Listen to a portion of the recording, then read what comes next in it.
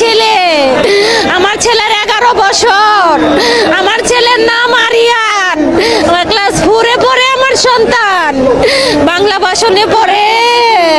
আমার ছেলে সারা শোল পড়ে গেছে, আমার ছেলের সারা শোল পড়ে গেছে, মাথার চুল দিয়েও পড়ে গেছে। আপনারা কখন জানতে পেরেছেন বা কিভাবে জানলেন?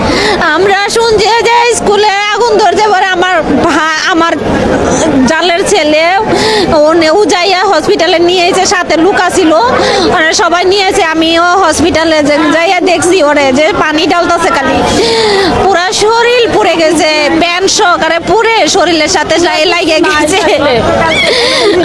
আরেকজন স্বজনের সাথে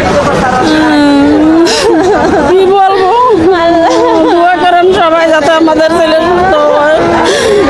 বলার মতো ভাষা নেই আমাদের।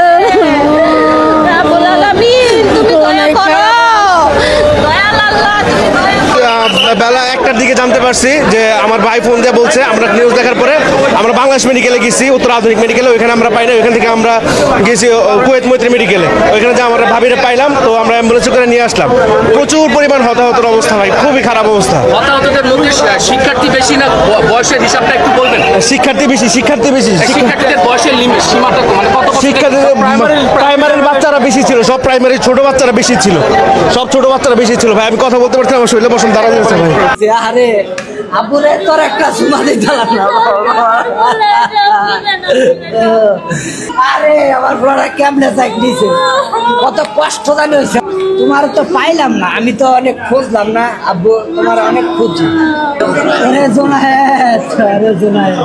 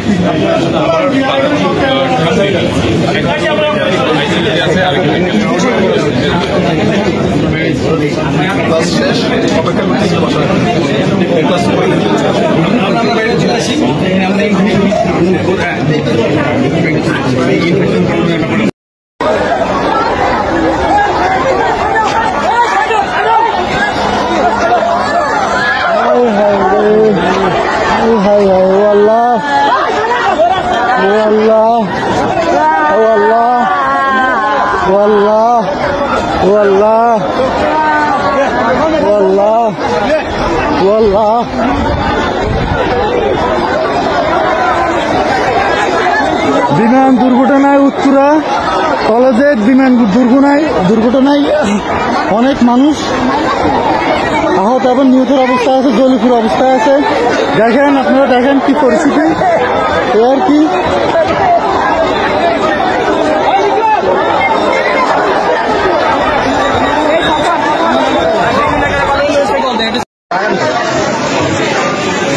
বাচ্চা এলাও করতেছে না।